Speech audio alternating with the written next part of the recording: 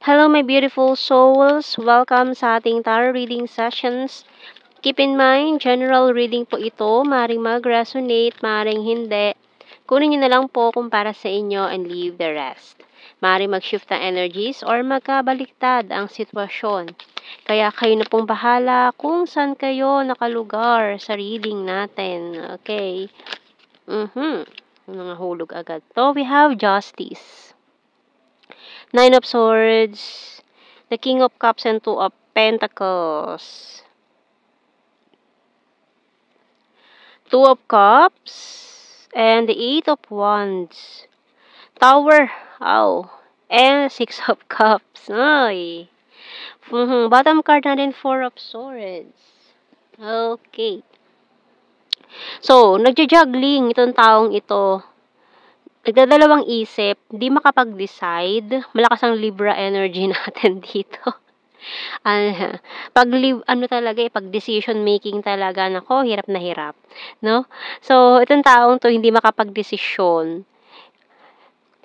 Nagkakaroon na siya ng anxiety tungkol dito sa decision na to. Pero hindi pa rin siya makapag-decide. Matatapos na ang taon, hindi pa rin siya makapag-decide. Ano nang gagawin nitong taong to. So, tingnan natin, message muna tayo ng Archangels. Itong wala siya. Courage by Archangel Ariel. Be courageous and stand up for your beliefs. So, nababahag pa ang buntot, natatakot. So, hindi niya alam gagawin niya. Tuliro. Hindi siya makapag-decide. Ano bang gagawin niya? So, tulungan mo daw siya mag-decide. Tingnan natin. Pero itong taong to, sobrang miss ka na. Sobrang miss ka na nitong taong ito. Gustong-gusto niyang tumakbo, lumapit sa'yo. Pero hindi niya magawa. Maraming hadlang. Ayan. So, reminiscing. Telephone. Healing crystals. Target, shoes, and falling star. So, nag-wish siya wish siya pa na star. Na, pwede ba ikaw na lang daw mag-reach out sa kanya? Tatakot siya Ayan.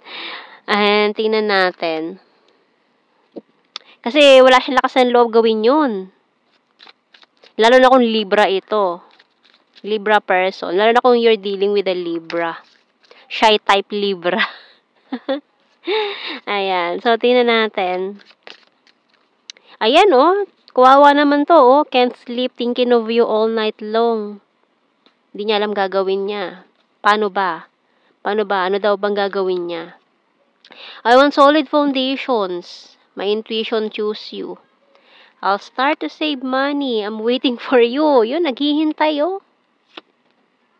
it's a disaster talaga, ha? Guarded and wounded. I want to protect you and you're my wish come true. Tingnan natin, messages from the hidden truth.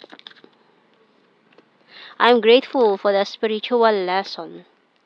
I remember every detail of that day. I know I messed up everything. Ito na lang ginagawa niya I bury myself in work to forget you. Pero hindi nagwo-work. I hide behind material things. I'm so attracted to you. At ito pa, sa mga ginagawa niya, kapag hindi siya makatulog sa gabi, I replay our conversations over and over. And, I'm not available. Ayun, yun lang. So, mari kasing ang third party dito is trabaho. Ayan. Not available because of the workload.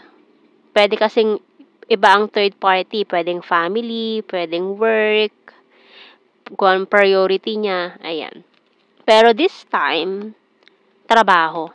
Maaaring itong taon to is kahit yung tipo na kahit holiday, nagtatrabaho pa rin. Ayan, so very yung trabaho niya.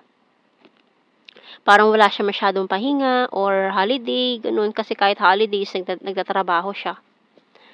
And so many things remind me of you. Okay.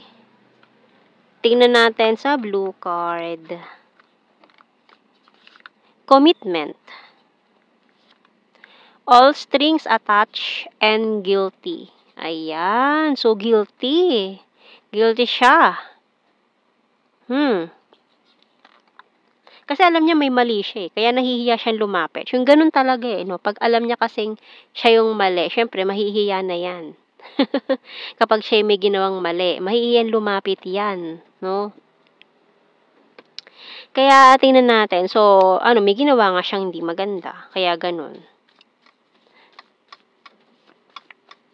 Kuha muna pala tayo ng initials, wala pa tayong initials. Letter I. V. G. Letter E. Letter S. Letter D. J, L, and C. And let's see, general signs and messages tayo. By January. Number 1. Uy, January 1. By New Year. Ayan. Parang katulad nung reading natin. Previous reading. Ayan. January 1. New Year or New Year's Eve. Or after New Year. Before New Year. Ayan. Cup, water sign, Cancer, Scorpio, Pisces. Responsible. Number 3.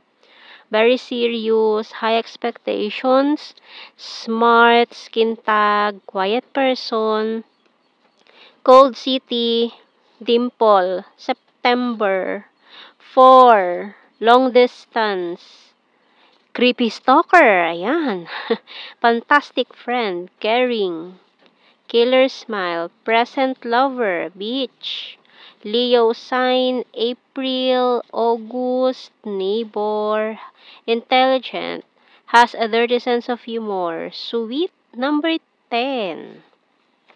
Fire sign, Aries, Leo, Sagittarius, and very loyal. Wands, another fire sign, Aries, Leo, Sagittarius. Kind-hearted, very lucky, Sophie-holic, and February. So, yan ang ating reading, my beautiful souls. Thank you for watching. Take care and God bless. See you in our next reading, guys. Bye-bye.